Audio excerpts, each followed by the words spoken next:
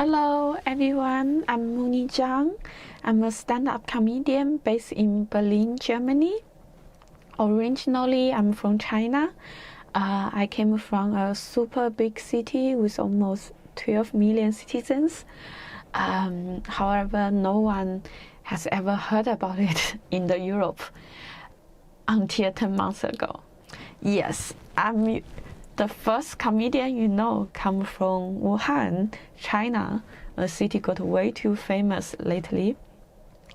I started to do stand-up comedy around 2.5 years ago when I was in a severe depression.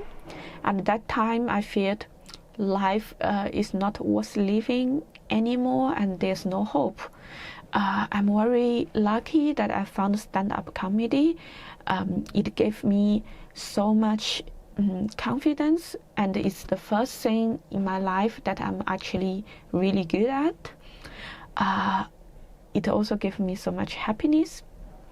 During the past years, when I talk with different comedians, I realize mental illness is a very common thing to connect us, because it's our coping mechanism to deal with our pain and traumatic memories in the past. Thus, I want to start this podcast to talk about it, because the more we talk about it, the less shame we feel and the less miserable we are. So in this podcast, I will invite lots of stand-up comedians and also people I know in life. For example, the first ever episode, my guest is Dragos Cristian. He is also a Berlin-based comedian, originally come from Romania.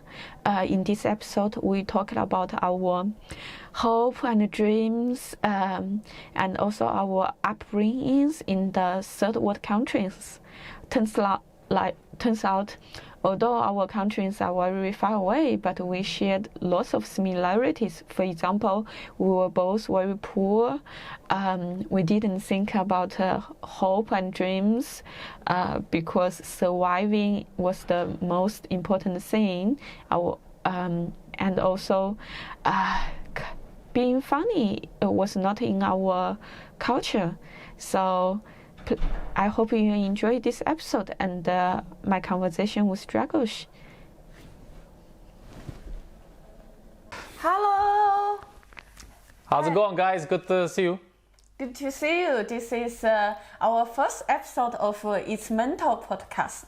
So I'm a stand-up comedian based in Berlin, Germany, and now it's 2020, in the middle of quarantine and Berlin winter. I start to feel I want to kill myself again. So I guess it's a good opportunity to start a podcast to talk about the mental health and keeping myself alive. Good. So, podcast or kill yourself, Yeah. So, what's your name? Who are you? I'm the guest. My name is Dragos. Sometimes I also want to kill myself, but not as often, probably. I am from Romania. I'm also a stand-up comedian here in Berlin, and I also run a podcast. But it's about her podcast now, not mine. So I'm here to, do the first podcast with Moni. I don't have a history of mental disease in my family. I don't think there's not a lot of people talking about that. So I'm not sure about how much mental illness I can talk about my side. Maybe a bit of depression, maybe a bit of like procrastination, a little bit of addiction, maybe some addictions here and there. Aggressive masturbation, guys. Those are the magic words. And then maybe find out a bit more about mental health and your struggles with the mental health situation, and maybe the cultural interactions from your culture. Because I can tell that you are not Colombian. Yeah. So I'm from China. Where are you from? I am from Romania. So what's us in common? Well, third world, I guess.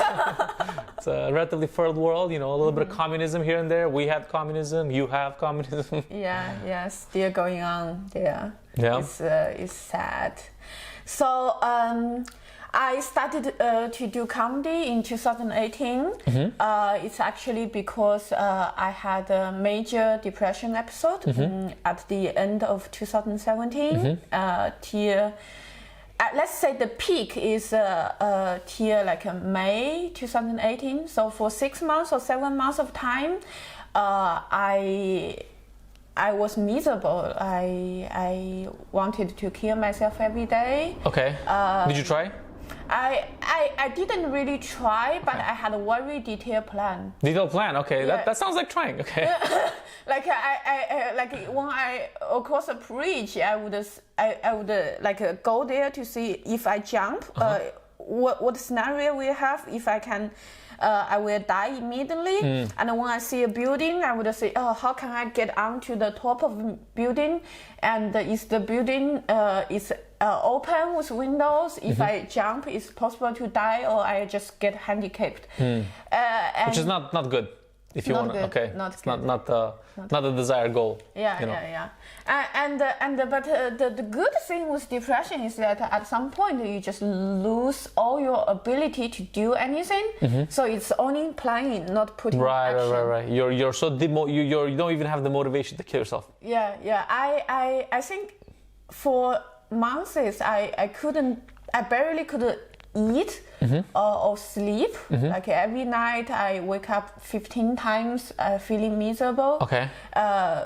Sleeping pills didn't work anymore. And maybe like around 2 weeks to 3 weeks after the really deep of it, I lost the ability to talk. Really? I couldn't make sound anymore. Really?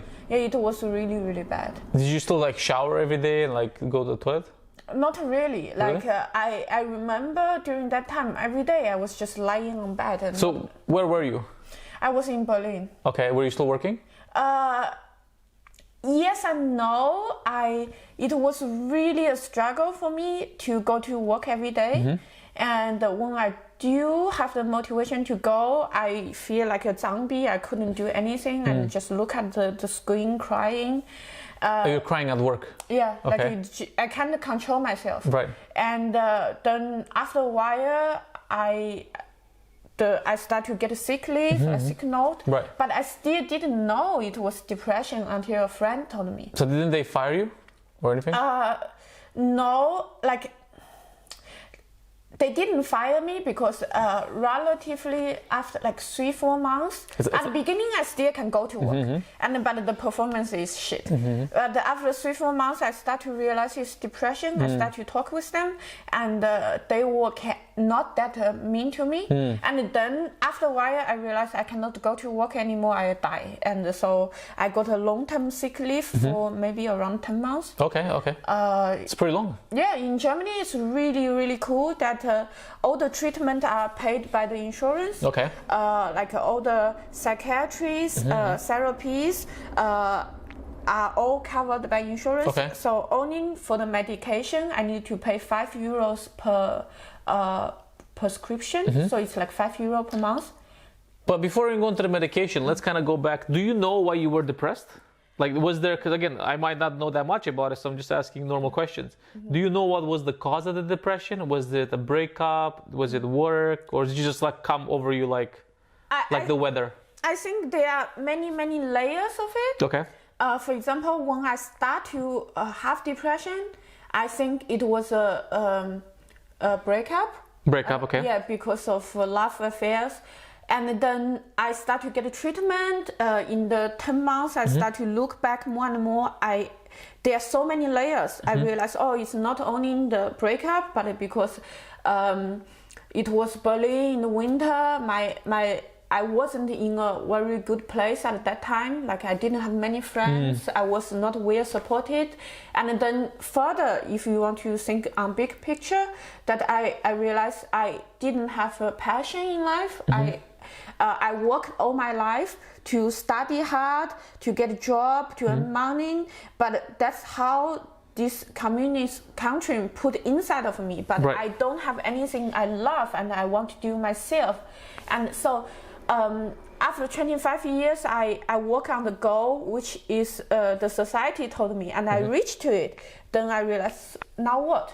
what else I do? And I realized the next goal is to have a boyfriend, get married, have kids. It's how Chinese people function. Right. And I feel so destroyed that I realized I just couldn't reach to that goal to find a partner, to have a family. So I was destroyed. And at that moment, I think it's because of a breakup. Right. And I think on bigger picture, it's because I don't have a life goal. I don't love life on my own. And then after 10 months of treatment, I start to realize it's also because how I communicate with myself, the relationship I with myself, with my family, and also there are lots of traumatic memories in the past. So at that time, 2018, I thought it was I was depressed because of breakup. Then now I realize I was depressed my whole life. It's just that moment.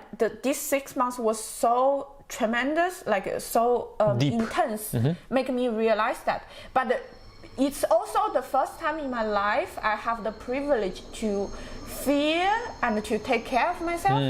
Because like in China, you start to go to school since you are 7, and in the next 12 years you just study really, really hard in the school in order to get a university. Because in China, one exam to get into the university, this exam is your life goal. It will change completely your life, change who you are. And for the 12 years from 6 to 18, that was our goal, to study really, really hard. And each year there's always some students suicide because of the workload pressure, is too much. And then I come to Europe. I didn't have much money. I need to always work and thinking about internships, getting hired. So I never had the time to vacation or meditation or relax. So I always like work more. Then that was the first time I kind of have money and my career is going okay. Then I collapsed. That's everything kind of came down. Yeah. Okay, interesting. But did you have any other kind of moments like that before, or like any signs of like sadness or depression in your like early teens or like teenage time, when like people are kind of developing hormones, that kind of stuff? There's a different answer. If you ask me in 2017, I would say no. I'm always a happy person. I'm always very try to make everyone happy. But now I think back, I think that's not the truth. I dig back lots of memory in the past. Turns out I never fit in my environment because my family was really underprivileged, and China is a very homogeneous society. Me being different gave me lots of pressure, lots of shame, and I always feel like an outsider. Even in China? Yeah, in China. Actually, I think I feel more like an outsider in China than here. Really? Yes. Interesting. Yeah, because China is very, very homogeneous. And I don't fit into the category. But here, everyone is different. Yeah. So you don't feel a pressure to not necessarily fit in a box. Yeah, because there's not a box. So how did you like kind of deal with teenage sadness or teenage? Because a lot of people, like when they're teenagers, they go through this phase, they become like emo, or like they listen to like Evanescence or My Chemical Romance, that kind of stuff. I think I attempted suicide a few times when I was young. Really? Actual attempt. One time I tried to cut my wrist. How old were you? I was maybe like 12, something like that. Oh, okay, very early. Wow. But it was Chinese knife, didn't work. So it's okay. It's a joke that writes itself there. Okay. Yeah, and there's another time I was really I didn't see. Do you have like a scar or anything? No, the knife just didn't work. Did it really? There was a small scar at that time, but over time it went away. Interesting. And then there was time I took lots of medication, whatever I can find at home, try to just kill Like what, myself. like a lot of vitamin B or? I don't know. Like my mom has a drawer of all the medication, and I just took all of them. And did anything happen? Did you vomit or? I vomit. I stayed on bed for 3 days. My mom didn't know I was attempting suicide. Right. She thought I just accidentally took some wrong medication. Right. And then there's a time I was in school. I was sitting on the window and trying to jump. Did you jump? No. How far? How high was it? Now think back, I think at the time I didn't want to die at that time. I just wanted to. It's just like a tension call out, yeah. Yeah. Interesting. Okay. I think the kind of think about that. Did you talk to anybody about it at the time, or? I think not, because in China we don't talk. Okay. We don't talk about feelings. We don't talk how you think. This is not in our culture. Right.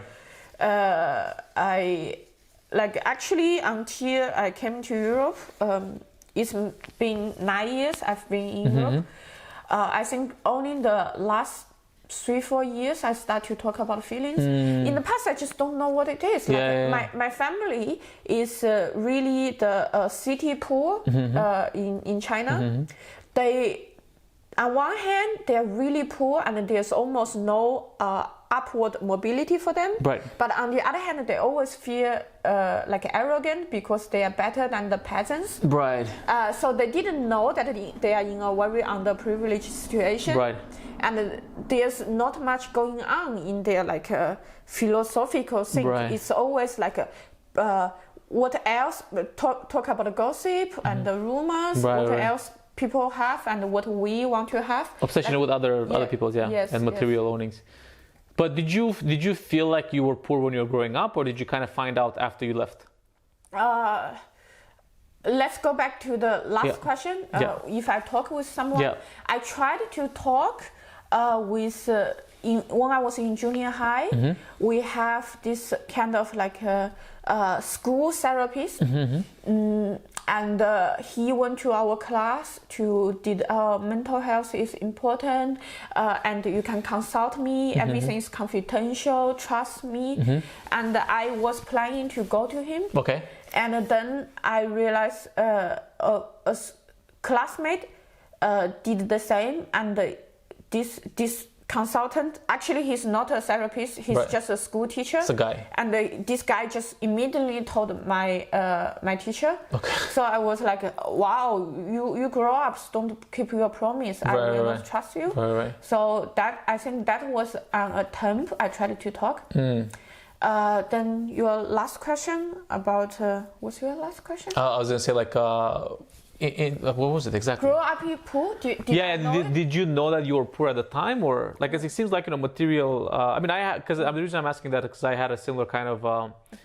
Maybe when I left Romania, I went to the UK, and then I saw the standard of living there. I was like, what the fuck? It's so shitty back home. What the fuck? And then you kind of have retrospective sadness for your childhood. Whereas when you're growing up in that environment, like you said, your parents, you don't know that it's shitty, right? Yeah. But then when I went there and I had I was like, oh shit, it was pretty rough. Because you see the lack of worry and the lack of concern that other kids have, right? Nobody's concerned about money. They're pretty relaxed. They're fuck, and then you kind of. So I think for me it was more of a whoa, okay, this was. Oh, I was poor. Yeah. Did you know you were poor? I mean, I didn't. I always considered myself, middle class growing up in Romania.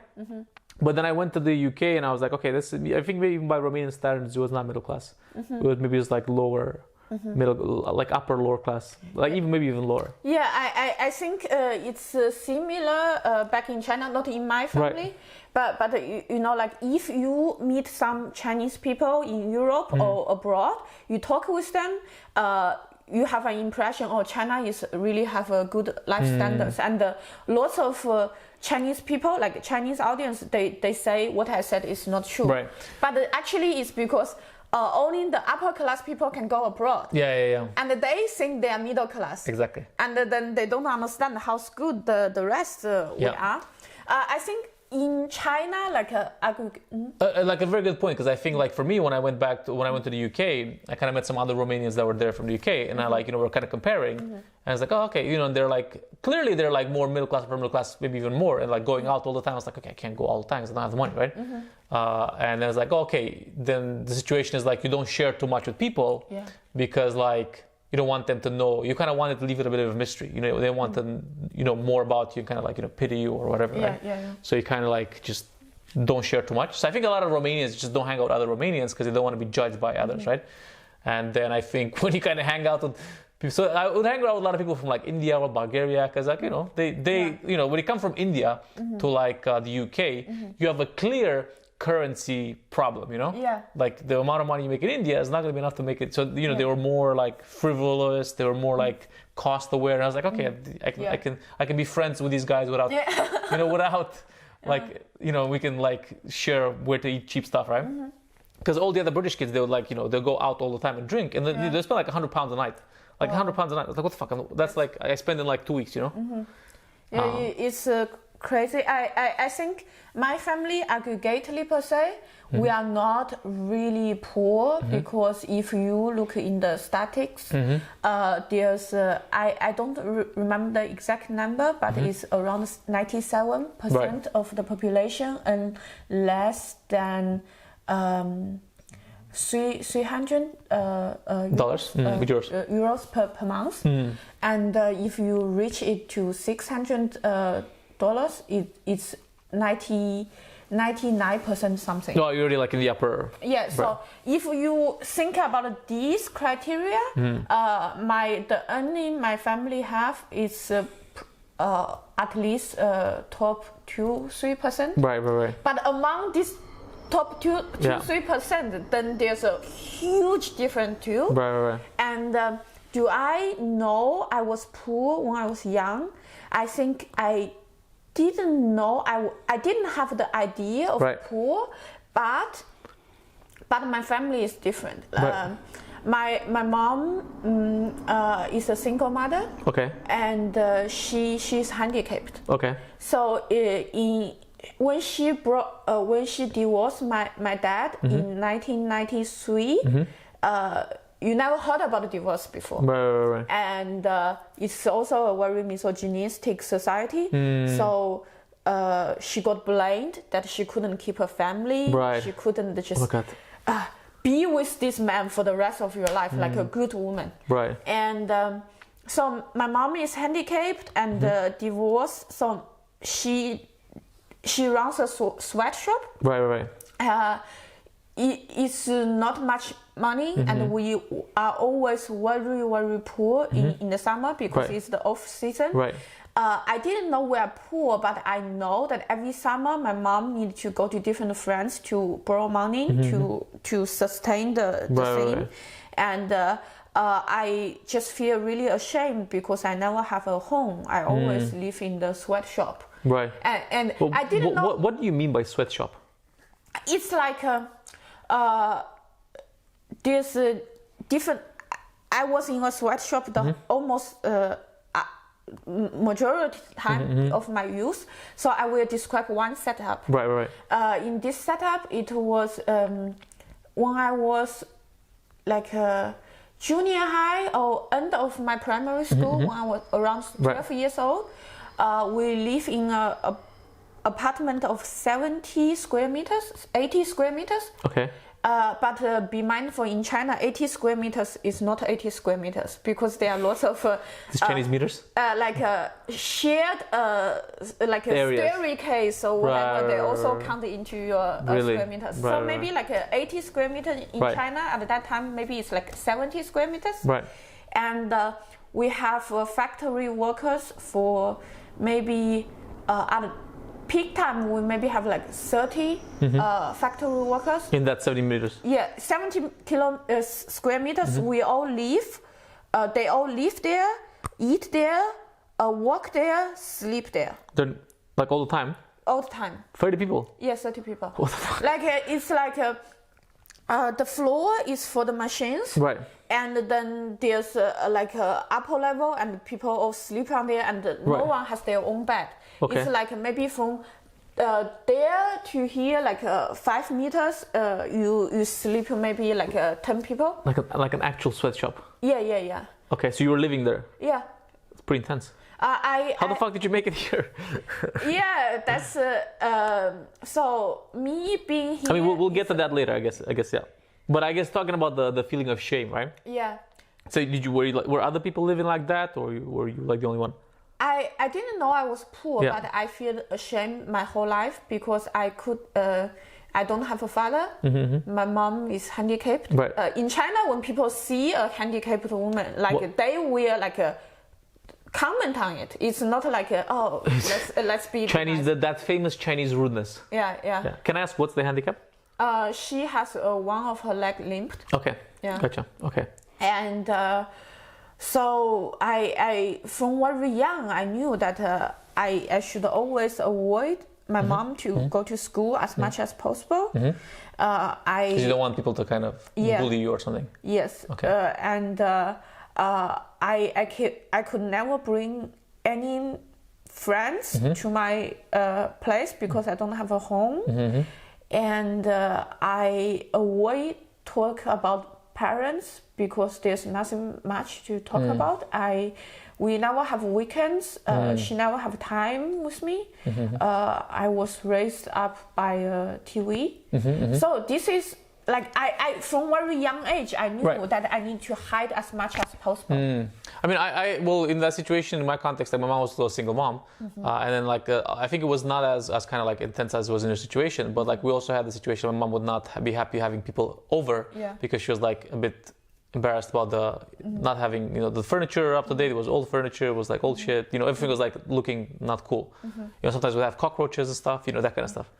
And then like I remember like the situation, like I think we talk about shame. I was like, I remember like one time she basically would buy a lot of clothes from secondhand stores, and then sometimes the kids would make fun of me at school, and then to like, can we?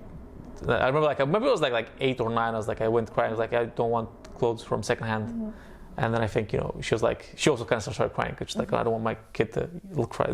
Basically like overwhelmed by the capacity. Yes. But now secondhand clothes are cool.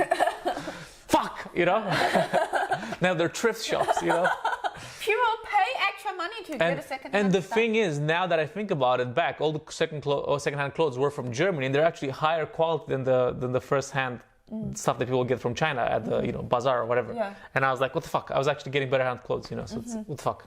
Let me restart for part 2, yeah? So yes, there were some okay, let me start, because it's like 2 minutes. Where we were. You were saying you had a fish. Yeah. So I had a fish.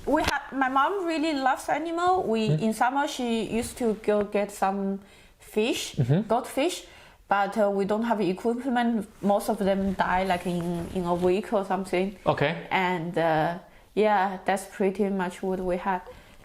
The fish, okay, sounds like a very basic pet. Okay. Did you have birds? We used to have like little parakeets. No, like the factory is really loud. You cannot. Oh yeah, you can't have birds. Oh my god, you should do this in your comedy, man. Talk about like living in the factory. That sounds hilarious. I'm from China and I used to live in a sweatshop. Yeah. I am still thinking about ways to unpack this part of.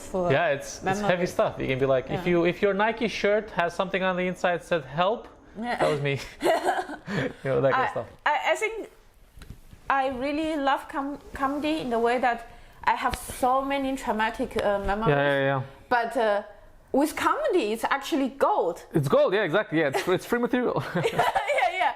And I was talking with other comedians. They told me, "Oh my God, you have a pool of material that it will never end." Yeah. Other comedians could dream about it, but they cannot have it.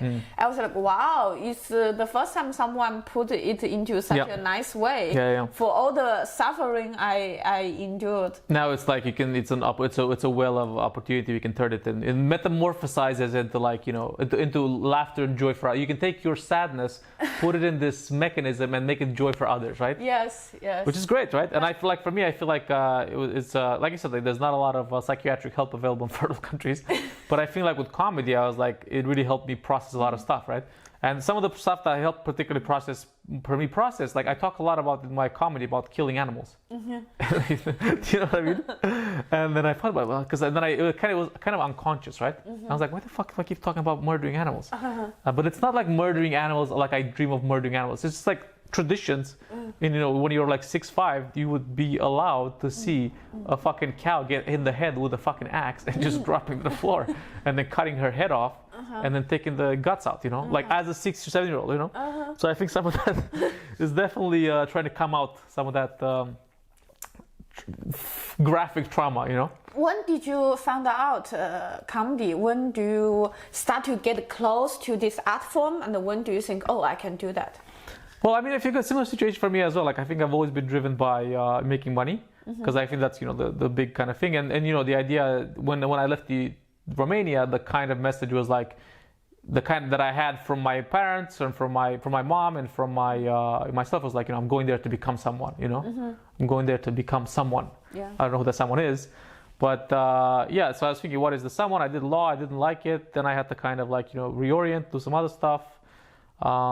And you know, I was in a position where I was making a lot of money, but then, you know, like you were saying, like, you know, there's no point. What's the point? I didn't want any cars. I didn't want the house. I didn't want any physical stuff. But I just wanted to make money, you know. So there was nothing to do with the money. Yeah. So I'm in this position. I'm like, what the fuck am I doing? And then so automatically I thought, you know, the thing I should do is just start a company. So then I ended up spending a lot of that money trying to start a company, which I knew nothing, because it was like a tech company, and then it burnt a lot of the money, and it was a disaster. Which is very good, because then afterwards I was a bit freed up by the, you know, why the fuck am I doing this? And I was like, I should just take some time and do what I want to do. So that's how I ended up in Singapore. And then basically in Singapore, the idea was like, just get a job, make a salary, and just live, you know? Like, because I think one thing my mom would always tell us would be like, all I want for you guys is to have a normal life, you know? That's exactly my mom said. You know, like she never have holidays, vacations. Like she work every day in the sweatshop, and most of the time like until 12 or even midnight or 2 a.m. in the morning. And she's like, I really hope you can have a 9 to 6 job, and I'll be a office worker. And she put this dream in me. But I realized, maybe I'm not built for this. I don't feel happy.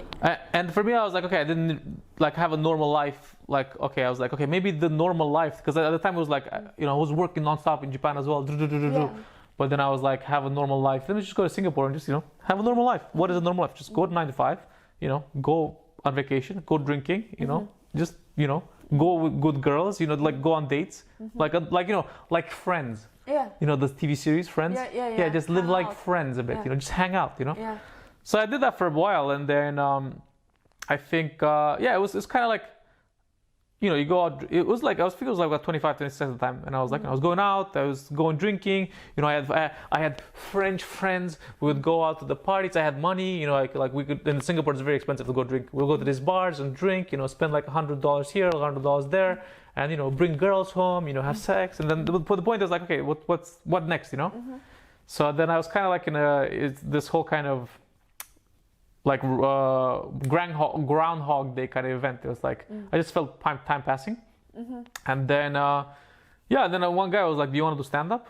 So then I was like, "Why not try it out?" And I was like, "Oh, this is," because I was thinking like I should get a hobby, because I never had a hobby. Same here. You know? I never have hobby in my life. So I was thinking. So I was trying some other things. I was trying like maybe like what do you call it? Like water surfing stuff and. like it was wakeboarding and not water surfing. Wakeboarding. So you tried different stuff. Yeah, I was trying different things, just kind of see what's normal, what people do, right? Yeah. So I tried a couple of things, and I was like, okay, I don't have no interest in this, like, you know. Some people have like different passions, but I kind of did stand up. I was like, oh, this is, I'm actually, and I would do like for like 2-3 months, and then like, okay, don't really care that much about it. And then I did stand up, and I was like, oh, it's fun to do, you know, and like again, it's fun to do because you can talk about. Like so for the first time, like, you know, being from Romania was like an advantage, because people never heard of Romania, and they were like, in Singapore, Romania, what the fuck? And then they were laughing at some of the things, and they were like, oh, okay, ha, ha, ha, you know. And I was like, okay, this is pretty cool, you know. And then I felt like you're saying, like that all that trauma that I was kind of ashamed over, like the things that I was hiding in the past, were actually, you know, making people happy. Like I found some use for all that. And then I was like, I have so much of it, let me just get out of there. Yeah, I have a very similar experience, and I think it's a common thing for people from developing countries. Yeah. Most of Chinese friends I used to have, they are like from middle up class family, and they have a good life. They study hard. They go abroad. They find a job. They buy a house, and then they get bored. They have kids, and they just don't have any like real hobbies, like taking Instagram photos when you eat at an expensive restaurant. It's not a real hobby. Not a hobby, yeah. Yeah, and I was or also golf. Golf is not a hobby. I was also trying to learn some hobbies. Right. I was trying like painting. I was trying to photographing, and I just don't like it. I don't have passion, and I just don't like. I sports, like I was like, it's not really for me. Yeah, exactly. But with comedy, it's just the first thing happening in my life that it's so addictive, and I just want to do it. I want to keep doing it. I want to do it all the time. Right. And it just clicked. Right. Yeah, I agree. And I think for what you're saying, like the fertile countries, I think it's a very common kind of attitude all over the place. Because like I see now with putting a lot of my content online, a lot of the people that connect with it, people from Costa Rica, people from Brazil, people from Mexico, a lot of these like, you know, fertile countries that, you know, the same kind of situations. Everybody has the same mentality, you know, like I want you to have a better life.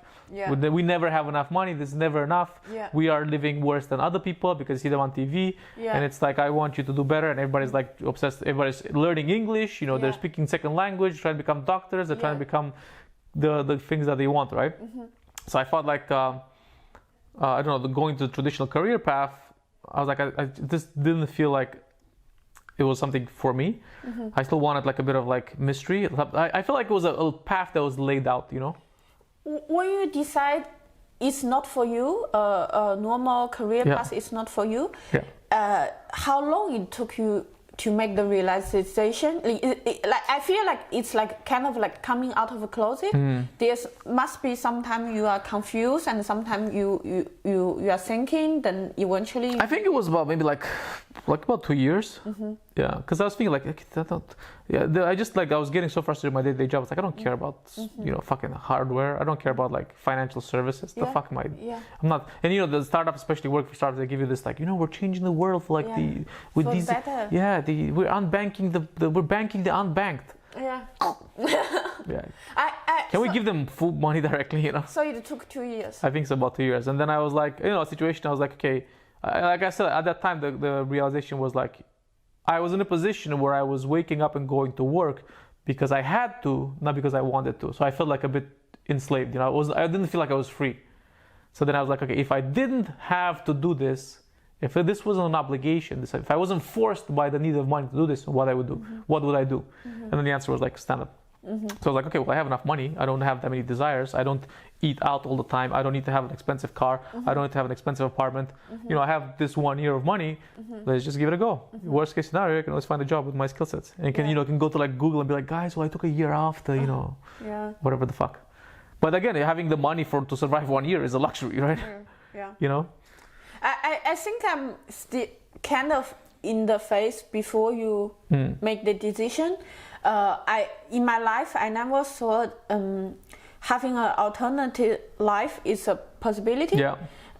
Because I saw how hard it is for my mom. So I never want to run small business, and I never believed I have the capacity, skills to run a big business. So for me, like having an office job is it. I don't have any other skills. Right. And then 2 years ago, when I start comedy, it's the first time in my life I feel I'm actually like really good at something. It's like I feel like I'm a lesbian who didn't know I was a lesbian. It feels like something didn't feel right. Okay, it's like coming out. You're coming out. Yeah. You're coming out as an artist, as opposed to like an office worker. Like just I have okay score in the school, and I managed to get good jobs, and I can brag myself when it's needed, and people kind of believe in me. Right. But I never believed in myself. I never feel, oh, this is how it works. It's like I really know how things work, and I really can feel, oh, I'm really good at this. You know when I think the when I was gonna say, because like even going to stand up from like this kind of career to stand up can be like you can feel like a bit, what the fuck is this guy doing? Like, it's a midlife crisis. Yeah. You know when what I did when I first decided to do it full time. When I first decided to do comedy full time, I went to my LinkedIn and I put stand-up comedian. Oh, is it still there? Yeah, of course, yeah. Did you get any leads from it? No, zero. Nobody cared because I was like, if I'm gonna do this, I have to own it. I don't have to hide. I don't have to think that I'm just gonna try for a year and I'm gonna keep my old job. People need to know that this is what I'm doing, and I have to own up to to this. I put it on my LinkedIn, and I was like, now everybody that I ever worked with, because you're always kind of running away from these people, but they don't fucking care, right? Yeah. So I put it on my LinkedIn. And then nobody sent me a message. Nobody said anything, but it's there and everybody knows because LinkedIn notifies, right? Yeah. So if anybody comes to my profile, they see, stand-up comedian. Yeah. Wow, that's so cool. Yeah. So then I put that, and I was like, okay, well now it's real because it's on LinkedIn. Yeah. That's my career.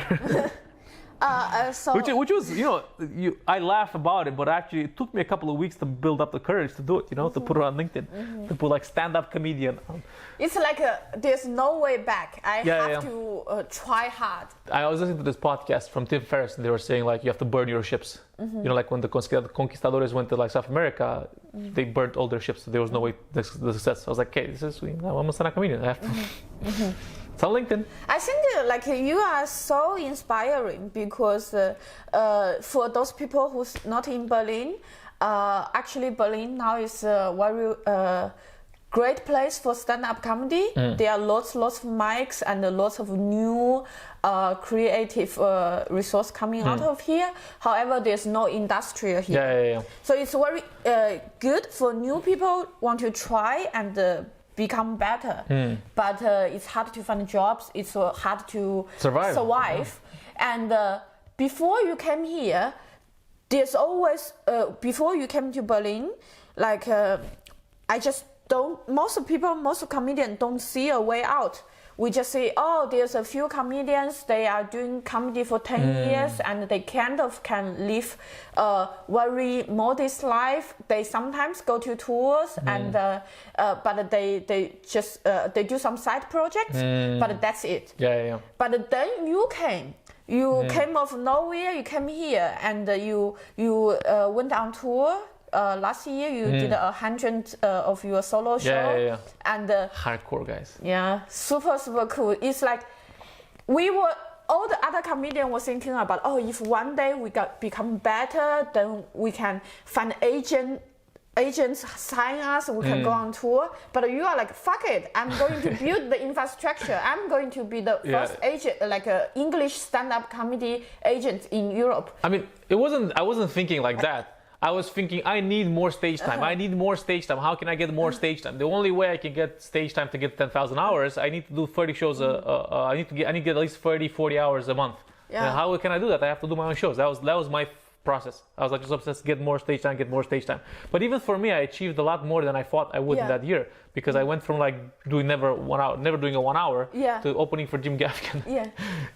Like in Europe, which is like pretty great. Yeah, Jim Gaffigan is a very famous comedian. And then this year, like I went from 120 shows to jerking off in my back. So life is weird. Yeah. So now now I'm doing like YouTube and TikTok and stuff. But the question was like. The point was like I knew that there were other people like me, because it's this whole other people like me in Europe, that were non-native English speakers, always consuming, and that there was a market for the ideas. So I knew the theory of it, then I just had to prove the practice. You always say a joke about Asian people. Can you do this joke? Yeah. The joke is dream. Yeah, the philosophy is different parts of the world. Yeah. In America, the philosophy is go, follow your dreams. In Asia, the philosophy is go, follow my dreams, be a doctor, be an engineer. In Eastern Europe, the philosophy is follow, no dreams. Yeah, I think it's funny because as a Romanian, you have no dreams because there's no hope in your There's country. no hope, yeah. But actually, you came to Berlin stand-up comedy scene. You brought dreams to all of us. Which is the largest irony. Like because of you, now we can see hope. There's a way out. Which is great to hear. Like it's great to kind of hear that it has that kind of effect. And hopefully there's more. Somebody give someone special. Yeah, if you work for Netflix, please think about us. I'll take Amazon Prime. Hulu. Yeah, but the idea is like these people are not. No, none of these guys are gonna. They don't even know this scene exists, right? But then the people are coming to the shows. Like the thing that at the end of the day matters is like again a lot of the people that I was talking about, they're like everybody in terms of even their mental health kind of like depends on like everybody's waiting for someone to grab them up and like put them on a pedestal, right? Yeah. But this is the thing. I think I was doing a joke about this as well. What was the joke? Give me a second. We can cut the pause, but I'll just think about the joke. The joke was basically about like how a lot of people are they're thinking that there's always like an industry, there's someone coming to save you, the kind of like the Cinderella effect, right? Yes. But Eastern Europe, the joke is like we know from a very young age nobody's coming. Like there's no one coming. There's no one coming to save Romania. There's no one. You see all these like people getting discovered in the US in a coffee shop. All these, and this is what a lot of comedians say. They're romanticizing the fact that you're gonna get discovered, bro. Nobody's coming to a coffee shop in Romania to discover you. Nobody's coming to a little like sweatshop in China to like pick you out of your. So you have to do it by yourself, right? Yeah. So then for me, again, the idea of like. Even like the idea, I didn't have the hope that's the inability to hope that somebody's gonna come and discover me. I think this is really, really cool. You completely changed my mindset and my imagination about my upward mobility. How can I become a more professional or even full-time comedian? Like in the past, it's like get 10 years of it. Before you jump to Berlin, I was imagining, okay, get 10 years of experience and go to different comedy festivals and get discovered by an agent, bring me to US, then I can make it. But now you showed us that, dude, just work on your material, if people are laughing, if people are laughing, that's what matters. And then, they can laugh, they'll laugh in Hanover, they'll laugh in Hamburg, they'll laugh in like, Vienna. There's a lot of English speaking people. Yeah. And I think this was the thing that I kind of knew from the beginning. Like even like in Romania, in my city, there was a lot of people that were in shitty conditions, but people were speaking English fluently. They were smart, and they were consuming this content from the US. But if they're watching, but none of the stuff from the US connects, right? Yeah. Because none of it. I don't know what the fuck is happening in New York, But if why can't? Yeah, there's a very big market that. I think we ended up going more into comedy than mental health. Okay, mental illness. No, but the thing is like it's like especially for example for myself coming in that place, like I just got accustomed with the idea that there's no hope. There's no hope. There's no point in hoping that someone's gonna help you. Maybe this is this is a coping mechanism as well, right? Like I do not. Maybe I'm disillusioned, or like a lot of people are saying. I was talking to some comedians here, like, just do your stuff, man. Someone's gonna find you. So, bro, do you know? No one is even looking at this place, and even now, like, no one is looking at Berlin, right? There's nobody coming. But it's really an amazing thing. I think in 5 years you will be like be the founder of the thing. I mean, I don't know if founder, but I mean, I don't want to. I just want to do comedy, I don't want to start getting different kind of titles. I just want to do stage time, do hours, and do fucking follow me on YouTube. I'm struggling with this YouTube bullshit. I want to share a story about me and comedy. Okay, we have 7 minutes on this one before I start. Okay, sorry. So in my family, like for generations, we never know anyone who's creative. Like in my life, we never know anyone who's creative because we are very good at copying stuff, and innovation is not in our culture. And before I start to do comedy, I always feel, of course it's when I heard someone copied someone else like song or music. I never feel angry. I thought that's normal. Like it's hard to be creative, to create something new. But with stand-up comedy, is the first time I realized, being creative is not that hard. And the funny thing is that this is an art form doesn't exist in my culture. Recently years we have something similar, but it's not exactly the same. So I came to Europe almost 10 years ago. So in my mind, I never grew up with this. I don't know what it is. I never saw it. 2 years ago, my English wasn't good enough for me to consume it also. Then I went on a Tinder date. And I was like, I am so sick going to club or going to bar, and how about stand-up comedy, and how bad it can be. And then I went, and I was like, wow, this is really, really, really cool. Because in my imagination, I was thinking about some awkward dude standing on stage and like this. But actually, it's really, really, really funny. And then I was like, I want to do this. I cannot wait. Well, I don't know what it is, but I want this. Great. And then in 2 weeks, I was doing my first show. But and I think that's great, because like I think that's one of the things that this is like how you lay down the path, like what I'm seeing for myself as well. Like, you know, me doing stand-up comedy as a Romanian is so impressive to other people. Like, for example, I go to Romania or Slovakia and they're like, there's a Romanian guy do comedy in English? What the fuck? And you know, I have people coming over to the show after me and they say, you know, if you can do it, maybe I can do it. So I'm like, okay, I don't know if you're complimenting me or insulting me, bro. But you know, like the idea is like you know, even you just doing it, you're gonna motivate more people to do it, right? And people are like, just like for me, like I remember when I went to Latvia, and then people were just like, their mind was blown. I was like, what the fuck? Why? Like they couldn't comprehend, right? Because like you only see that. Like the idea is and this is maybe it's also a mental disease or a mental affliction, is the fact that you have this idea that this is not for people like us, you know? This is what these guys do, Americans, whatever, it's not for people like us. And then you always kind of put yourself below. And I think that's one thing that I've kind of like struggled with after leaving Romania, this idea that I was always like, felt inferior to like British people or like Canadians or Americans, because, you know, they're on TV, they speak English naturally, and then we're above here, you know? So it's not my place to go there, you know, and make a fool of myself.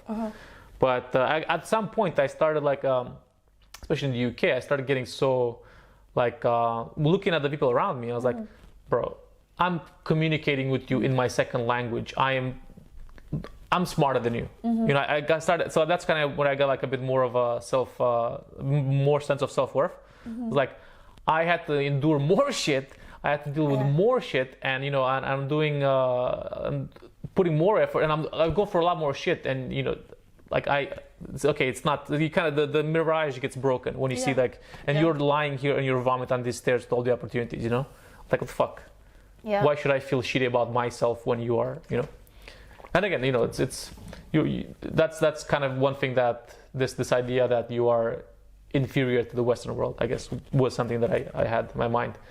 And then at one point that kind of like shattered, and I was like, yeah, I can do this, of course, yeah. You know, I think I had a similar point early this year. Okay, hold that thought. Romania is quite similar. Yeah, and you will find out as you do shows, and I'm finding out now that it's similar to growing up in like Iran, Iraq, Afghanistan, you know, Somalia, other places in Arab world, in India. I think it's the difference is basically just English-speaking countries that have just generally, you know, had a monopoly on culture, and then the people there are just consuming and living in shitty lives, right? Yeah, you don't know each other who's more similar to you. Yeah. That's why like people in you know, people like the content that I do. They're like from Turkey, they're like from you know, Costa Rica, completely different parts of the world. But we have all one thing in common: being poor. And having these kind of mindsets. And when you see that, you realize that actually, that's for me, like, that's why I feel like a bit more, I don't, you know, I spoke with a couple of comedians the other day, and they were saying like, you know, at the end of the day, you still have to go to the US, you still have to go to like the UK if you want to make it. I think like, I don't think that's the case, because the people that can identify more with my experiences, 80% of the world are the people that can get what I'm saying, you know? And I think my material is not going to be as well suited for the UK or America because they don't have the same background or struggle, right? So then if I can tap in 80% of the world that speaks English, you know, then what the fuck, why should I go to the US and in the UK, you know? Just put my stuff on YouTube, you know, get a big YouTube channel, start reviewing Russian dashcam videos and, you know, talking about figuring out the SEO. This is what I'm struggling with at the moment. Because I can't do stand-up, I'm trying to basically just build my reach through. So I'm trying to figure out the SEO, how to get more people to find out about my content. So there's different non-creative skills, editing and whatever. Yeah. So then, yeah, I feel like you said, I think there's a lot more opportunity for me. And in my mind, I say that, you know, one of the things that I say, like, you know, I can be bigger than, you know, than I can be bigger than Dave Chappelle. I can be bigger than, you know, Russell Peters, because the stories that we have appeal to a broader range of people, you know? Yeah. It's more of the world Yeah. I have more in common with the rest of the world than Dave Chappelle has. That's what I'm thinking, you know? Yeah. And, you know, so just go down that Wow, path. that's a bold statement. It is, no, but it's a true statement, you know? Yeah, yeah. And I, not to disparage Dave Chappelle or anything, but I remember like seeing, you know, after doing loads of 120 shows, Dave Chappelle came here for the second show. And I remember for that first time I go and I saw the opener and you said like, okay, Yeah. this is, Yeah. I can do this. I saw even Mo Amer, I was like, okay, I can do these jokes. And even Dave Chappelle, I saw like, you know, because I had in my mind some metrics about like, you know, laughs per minute and how funny it should be and where the jokes should be. And I was like, it's, okay, Dave Chappelle is still great, but it's not that far. You know, like before first show I saw him, I remember I was like, what the fuck am I gonna get to that point? But then second show I was like, okay, this is, I can break it down. I can see what he's doing. And, you know, and he was treating us a bit like an open mic for him. Yeah. Yeah, I was like, and I was a bit pissed off because I paid like, you know, €100 to be. Yeah. He's really like just open mic freestyle. Exactly. I was like, this is what I do at my, you know, new in town every Wednesday at Caracas, you know. By the way, it will come back after quarantine. Yeah, we're coming back to the show, so be sure to enjoy. So then in that situation, like, you know, not to be disrespectful, but like, so yeah, this definitely within reach, you know, I can definitely go beyond this. And, you know, it's just going to be a matter of time and distribution. That's, we don't have the actual, you know, distribution channels, we don't have the infrastructure. But then, you know, the game is different now than it was back then, you know. Yeah. So that's what I'm saying. Like, you know, we don't have to kind of play by the rules of the past because we don't live in the past. You know, we have the internet as a distribution channel. We don't need the clubs. We can set up our own bars, and you know, you don't need to kind of you don't need to give away control. Yeah. You know, for like doing shows in different places. So you just gotta like do what I'm doing now. You know, and slow, steady. Get there, I guess. Write more material. I need to write more material. I've been procrastinating. That's at the end of the day, the only thing that matters is material. I want to ask a question about related to mental illness or mental health. So, have you ever have like a breakthrough point? Think, oh, that's something I couldn't face in the past, and now I can joke about it. Couldn't face in the past. I mean, I'm trying to think if I can joke about it now. I mean, I've dealt with a couple of. I mean, maybe some things from my past. I guess. I'm currently working for some of them at the moment. Some of them are still quite difficult. Okay, there's one thing that I haven't been able. Like, I know I want to make it into a joke, and it's like a very vivid memory in my mind, but I haven't been able to formulate it in a joke. But this is the image that I have. So in Romania, we used to live on the 10th building floor, right? We used to live on the 10th floor, and at the bottom of the floor, we used to have like a lottery shop, you know, where people go and buy tickets for the lottery. Yes. And every year there would be like jackpot, and roll over to next week, and it always magically roll over every year around Christmas, you know. So I remember like I think I was maybe like as a kid, I was around 12, and I was starting to learn a bit more, getting like access to the internet. I remember like the statistics of like winning the lottery, how limited and low the chances are. And in my family, we had this every week we would buy a lottery ticket, and then it wasn't just us, everybody. That was like the only strand of hope that people had, right? That would keep it from like maybe we win, maybe we win the lottery this week and everything changes, everything changes. I remember specifically there was one winter, there was like a massive jackpot, and there was a line of 70 people waiting outside in the freaking cold, like minus 20 degrees, just waiting 5-6 hours to get a lottery ticket. And I thought that was like this is the most hopeless thing I've ever seen. That's a memory that I keep in my mind. Like this is what despair looks like. I want to share another story. Go for it. Like in China, because people are poor. Okay, can I just like 1 second? Yeah. As I remember, like these people have nothing. They're like so. There's nothing else. There is nothing in this world for them that they don't believe in themselves that they can build a better future. Their only escape from this torture of a life that they have is the lottery ticket. That's why they're waiting.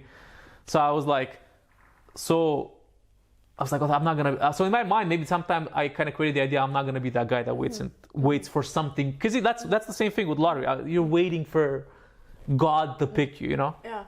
Sorry, that was it. I have a next level example go ahead. from China. So in China, people buy lottery tickets a lot too, because for poor people, that's the only way can feel you can't have money. So because by using your hand to work hard, it's not really possible because you need a resource. And in China, it's very corrupted. For working class person, it's very, very hard to change their life, to have a different life. So buying lottery is very common. And there's another thing. So back, it's more than 20 years ago, okay? So at that time, we just start to have airplane. Like people start to travel by air, but it also still only very rare, not for people just occasionally go on vacation, but it's more like for business, like expensive stuff. And in China, everything is very corrupted. Right. For example, if you get hit by a car, and by rule they need to pay you maybe 200k RMB, but because you are poor, they can just bribe some officers, end up paying you nothing. But with airplane, it's super fair because they are international companies, and everyone who die from air crash will get exactly same amount of money, and it will be all published to newspaper. So everyone, no matter you are poor, you are rich, you have a network, or not, everyone was the same amount of money. And it's around 200k RMB at that time. In China, that was a lot of money at that time. It's enough money you can buy at least one apartment or even more.